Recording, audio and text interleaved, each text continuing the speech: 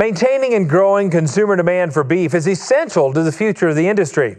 Today, we're going to spend most of our show focusing on the wide variety of work being done to build beef demand. Much of this work is carried out by the National Cattlemen's Beef Association as a primary contractor to the beef checkoff.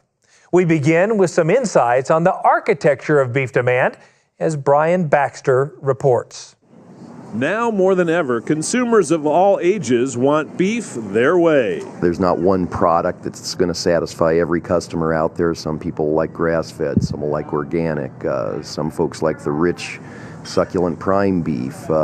Some people are value-oriented and price is paramount. And that's really a different product for each of those market segments. And I think we have to recognize that we serve many different consumers. We need to coalesce and come together around our price-value relationship. And what does that mean to consumers? We have to continue to work hard to provide very high-end segments of our consuming population with what they want in terms of quality and excitement and differentiation. We can't forget what I call the value consumer, because the value customer, someone who is looking for a lower price point, that's a huge percentage of our consuming public.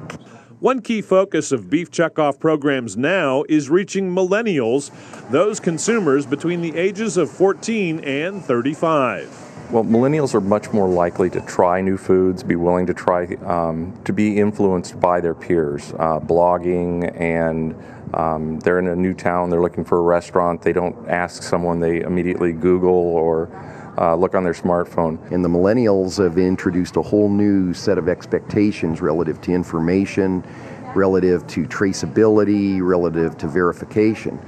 And so I think it's all a matter, once again, of being able to recognize who that audience is, appropriately message the product, but make sure the product delivers on its promise, whether it's value, quality, yield, whatever that specific customer is, those attributes they're looking for, the product does need to deliver.